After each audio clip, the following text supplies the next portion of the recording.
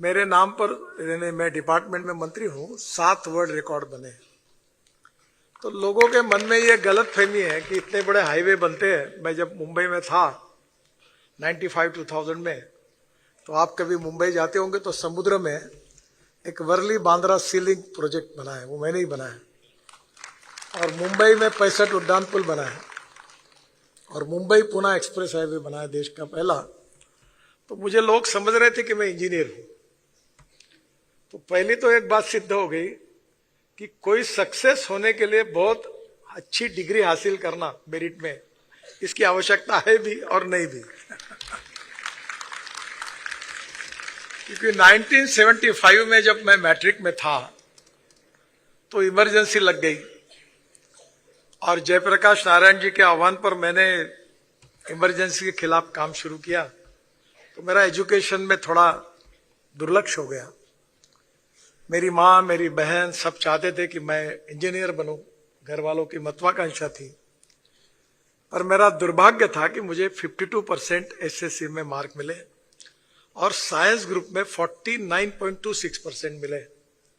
और professional college में 50% के ऊपर अगर मार्क होते तो ही इंजीनियरिंग की एडमिशन मिल सकती थी। इसलिए मैं इंजीनियरिंग के एडमिशन के लिए डिस्क्वालीफाई हुआ। अब जो आदमी इंजीनियरिंग के एडमिशन के लिए डिस्क्वालीफाई हुआ, वो इंजीनियरिंग के मार्वल के लिए, जैसे ये मुझे एक ने फॉरेन की कंपनी आई है, फॉरेन के लोग आए थे। ये द्वारका एक्सप्रेस हाईवे आपने देखा होगा, गुड़गांव का। एक पिलर पर 4 लेन है। अब मैं एक एक लेयर पर 3-3, अभी पूना में 50,000 करोड़ के फ्लाईओवर बना रहा हूं। एक ही पिलर पर 3 लेन, नीचे में रोड, ऊपर में फ्लाईओवर, ऊपर में फ्लाईओवर, ऊपर में मेट्रो। तो मुझे कहा कि आपको बहुत इंजीनियरिंग समझता होगा। मैं कहा मुझे नहीं समझता।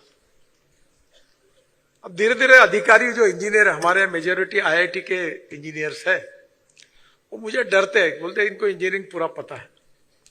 तो मैंने कहा मुझे नहीं पता है। तो कहीं ना कहीं एक है कि मेरिट में पास होना तो आवश्यक है,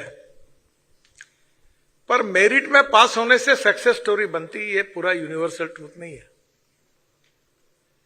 देखिए, मेरिट के लिए जरूर कोशिश करिए। मैं जब लॉ कॉलेज में था तो जो मेरिट में पास हुआ मेरा मित्र, उसकी प्रैक्टिस नहीं चलती।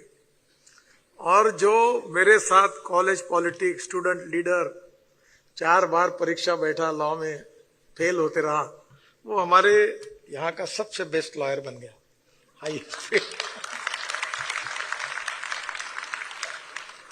इसमें मेरे बोलने में विरोधाभास नहीं है। वैसे life is a game of compulsion, contradictions.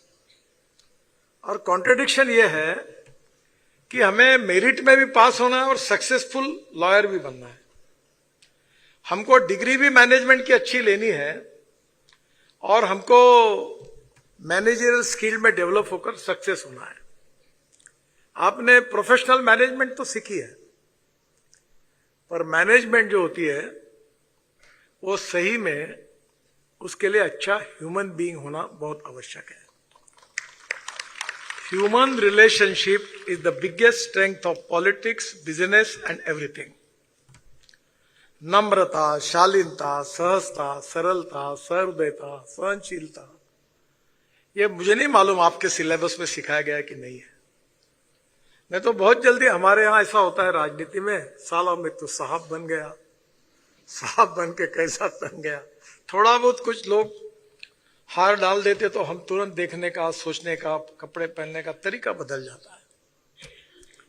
और इसलिए मैनेजमेंट में आपको जब काम करना है तो एक बात जरूर याद रखिए कि नॉलेज, वेल्थ, संपत्ति, सत्ता, संपत्ति, ज्ञान और सौंदर्य, ये नश्वर है। जो आज सुंदर है वो 15 साल के बाद वो सुंदरता नहीं रहती। जो आज नॉलेज आपने हासिल किया है वो इतना बदल रहा है कि शायद 5 साल के बाद, 7 साल के बाद नई पीढ़ी में कुछ और नई बात कही जाएगी तो आपका रिलेवेंस नॉलेज का निकल जाएगा। और इसलिए इसका अहंकार नहीं रखना चाहिए। Ego is a problem. और आत्मविश्वास और अहंकार, इन 2 शब्दों में अंतर है। आत्मविश्वास होना चाहिए, पॉजिटिविटी होनी चाहिए, पर अहंकार नहीं होना चाहिए। और कभी कभी जब मैं दो चीजें आपको बताऊंगा। मैं सौभाग्यशाली रहा कि देश के प्रसिद्ध उद्योगपति रतन टाटा, इनके साथ मेरे बड़े घनिष्ठ मित्रता के संबंध थे। उम्र से बहुत बड़े थे, पर उनका मेरे ऊपर बहुत प्रेम था। तो एक बार मेरा पैर टूट गया, एक्सीडेंट हुआ। तो मैं मुंबई में मलबार हिल पर रहता था, तो मुझे मिलने के लिए आए। तो मैं घर में ही था, चल नहीं पाता था। तो उन्होंने मुझे फोन किया और मुझे कहा, नितिन मुझे तुम्हारा घर नहीं मिल रहा। मैं गली में मलबार हिल में जजेस के थे, उसमें मैं एक रहता था।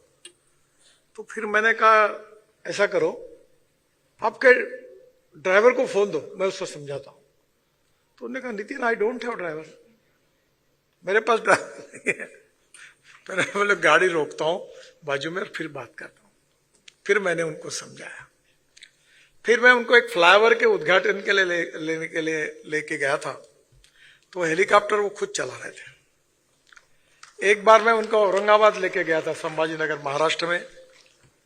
तो वो खुद जब विमान से उतर गए, तो हमारे सरकार में तो होता है, मेरे साथ 50 पुलिस कमांडोज रहती है, तो कोई भी बैग पकड़ता है आगे पीछे रहता ही है। तो मैंने तुरंत मेरे प्यून को कहा, टाटा साहब की बैग पकड़। उन्होंने कहा नो नो नो नो, मैं लूंगा। मैं गाड़ी में बैठा, तब मैंने उनको कहा कि ऐसा है टाटा साहब, आप जरा ड्राइवर के अपोजिट साइड बैठिए, जो मेन वीआईपी उधर बैठता है। नो नो नो, आप बैठो। Respect should not be demanded, it should be commanded. If you deserve for it, you will get it. और यही बात मैंने अमिताभ बच्चन से भी देखी। अभी उनका 84 एज है। हमारे रोड सेफ्टी के प्रोग्राम के लिए वो हर साल आते हैं, दिन भर शूटिंग करते, कोई पैसा नहीं लेते।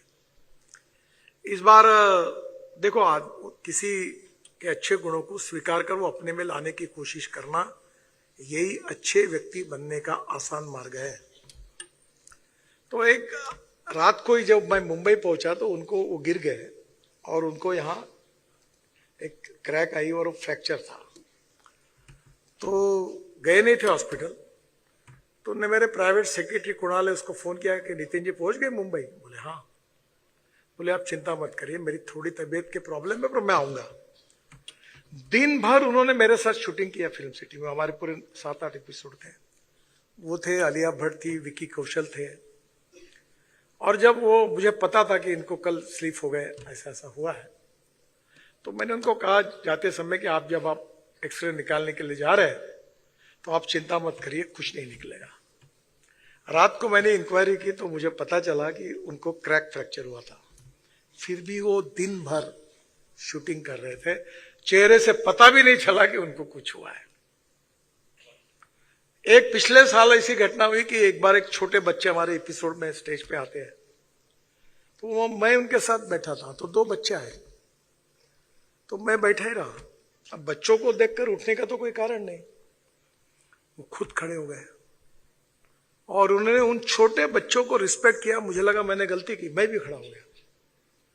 इन्हें छोटे भी व्यक्ति के प्रति सम्मान देना, ये कोई मैनेजमेंट में कोर्स नहीं होता। पर अगर आप मैनेजमेंट में जाएंगे और आपके कलीग के साथ अगर आपकी रिलेशनशिप अगर अच्छी नहीं होगी, तो कैसे आप परफॉर्म कर पाओगे? मैथमेटिक्स में एक इक्वेशन है कि ए नाम के व्यक्ति ने ए स्क्वायर काम किया और बी नाम के व्यक्ति ने बी स्क्वायर काम किया, तो total work is a square plus B square. पर इसका एक अच्छा है कि ए प्लस बी दोनों व्यक्ति साथ में आएंगे, come together, thinks together and works together. A plus B bracket में स्क्वायर, इसका जवाब आता है A square plus B square plus twice A B, and twice A B is a result of collective team spirit. आपके management में अगर आपके छोटे से छोटे व्यक्ति के साथ अगर आपकी अच्छी रिलेशनशिप नहीं है, ह्यूमन रिलेशनशिप नहीं है, तो कंपनी ग्रोथ नहीं कर सकती। आपके लोगों के साथ आपके संबंध कैसे है? आप उनके सुख दुख के साथ कितने उनके साथ बातचीत करते हो, ये वेरी इंपॉर्टेंट है। देखो, लड़ाई वेपन से लड़ी नहीं जाती, लड़ाई दिल से लड़ी जाती है। अगर वेपन कितना भी पावरफुल है पर दिल में ही गड़बड़ है तो आप वॉर नहीं फाइट कर सकते।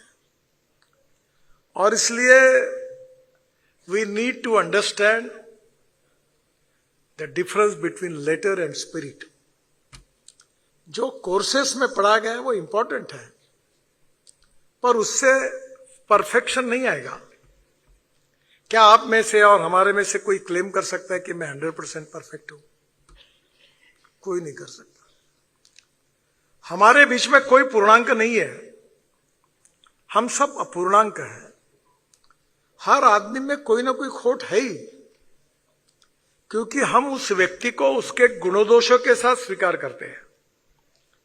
और सिस्टम की महानता जो है वो इस पर डिपेंड करती है कि जिसको स्वीकार करते हैं उसके अच्छे गुणों का विकास करना और उसके निगेटिविटी का, दोषों को कम करना और उसको अच्छी पर्सनैलिटी के रूप में निर्माण करना, that is to be the most important principle of the management. और ये जब होगा तो उसकी जब दोष कम होंगे तो उसकी यूटिलिटी बढ़ेगी, यूटिलिटी बढ़ेगी तो परफॉर्मेंस बढ़ेगा, और परफॉर्मेंस बढ़ेंगे तो प्रोडक्टिविटी बढ़ेगी। हम सब लोग हिंदुस्तान में फाइनेंशियल ऑडिट बहुत करते हैं, पर मैंने बहुत बार सरकार में मैं कहता हूं फाइनेंशियल ऑडिट एक बार नहीं हुआ तो चलेगा, परफॉर्मेंस ऑडिट करो। कुछ लोग फुकट में महंगे हैं। मुझे मजाक में मैं कुछ अधिकारियों को कहता हूं कि सेक्रेटरी को कहता हूं, भाई इसको आने मत दो ना ऑफिस में, घर में रहे, पगार दो, प्रमोशन दो, सब दो, आने मत दो। ये आने से खराबी करता है, राह ही देखता है। गाड़ी अगर टायर लग गया तो ये खिले को हाथ जाता है उसका कि कब ठोको और पंक्चर करो उसको, क्योंकि निगेटिविटी है। How to get it done, how to resolve the issue, this is to be important. लोग तुम्हारे पास प्रॉब्लम लेके आते क्योंकि उनको तकलीफ है, और तकलीफ है तो सॉल्यूशन निकालने पड़ेंगे। There is a solution for every problem, it is depending upon the leadership how they are going to resolve that issue. अब ये जो पॉजिटिविटी है ये पर्सनैलिटी की विशेषता है, और इसलिए जीवन में अगर सफलता हासिल करनी है तो नॉलेज के साथ व्यक्तित्व का जो कार्य कर्तृत्व और नेतृत्व है उसमें भी हमें सोचना होगा कि हमें कैसे सोचना चाहिए। क्योंकि जब नॉलेज भी होगा और ऐसा व्यक्तित्व भी होगा तो दोनों का कॉम्बिनेशन ये अच्छा सॉल्यूशन निकल सकता है।